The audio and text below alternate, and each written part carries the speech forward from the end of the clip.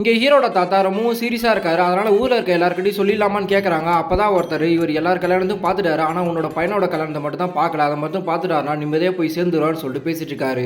So இந்த விஷயத்த wife கிட்ட சொல்லி ஹீரோ கிட்ட சொல்றாங்க. ஹீரோ கிட்ட சொன்னதுமே அவன் என்ன பண்ணுன்னு தெரியாம மூச்சிட்டு இருக்கான். அப்பதான் இவங்க அம்மா யாரையும் லவ் பண்றியான்னு கேட்கறாங்க. இதுவே நல்லா இருக்குன்னு சொல்லிட்டு ஆமா நான் லவ் பண்றேன்னு போய் சொல்லிடுறான். அதை கேட்டதுமே ஹஸ்பண்ட் கிட்ட சொல்றாங்க. அவருமே கோவப்பட்டு சித்தமா அனுப்பி என்னன்னு பார்த்து ஹீரோவை கூட்டிட்டு வர சொல்லி அனுப்பி வைக்கிறாரு. தென் இவர் கிளம்பி சென்னைக்கு ஹீரோட வீட்டுக்கு வராரு. ஆனா கீழே இருக்க மீராவோட வீட்டை காலிங் பெல் அடிச்சு ஹீரோ இருக்காரா கேக்குறாங்க. அவங்களும் மேல இருக்காருன்னு சொல்றாங்க.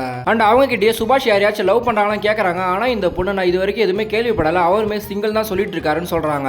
ஆனா இவர் எங்க கிட்ட யாரையும் லவ் பண்ணான்னு சொன்னா சோ நீங்களும் கூட வாங்க நான் போய் கேட்டு பார்க்கலாம்னு சொல்லிட்டு உள்ள போறாங்க. தென் ஹீரோ கிட்ட நீ யாரையும் லவ் பண்ணலையா, சிங்கிளா தான் இருக்கியா மேடா, நீ ஊருக்கு கிளம்பி வான்னு சொல்றாங்க. அதை கேட்டதுமே யார் உங்ககிட்ட சொன்னதுன்னு கேக்குறான். அப்பதான் மீரா நீங்க தானே அன்னைக்கு லவ்லாம் பண்ணல சிங்கிளா தான் இருக்கேன்னு சொன்னீங்க, அதை தான் சொன்னேன்னு சொல்றாங்க. அன்னைக்கு நான் சிங்கிளா தான் இருந்தேன், இப்போ நான் லவ் பண்றேன்னு சொல்லிட்டு சமாளிக்கிறான். அப்ப அந்த பொண்ணு யாருன்னு காமி நம்ம பார்க்கலாம்னு சொல்றாங்க. அதை கேட்டதுமே என்ன பண்ணுன்னு தெரியாம மூச்சிட்டு இருக்கா. அப்பன்னு பாத்தீங்க வீட்டுல தங்கி இருக்க அந்த அகாடமி பொண்ணு வர. அதை பார்த்ததுமே இந்த பொண்ணு தான் அந்த பொண்ணுன்னு சொல்லி சமாளிச்சிடறான்.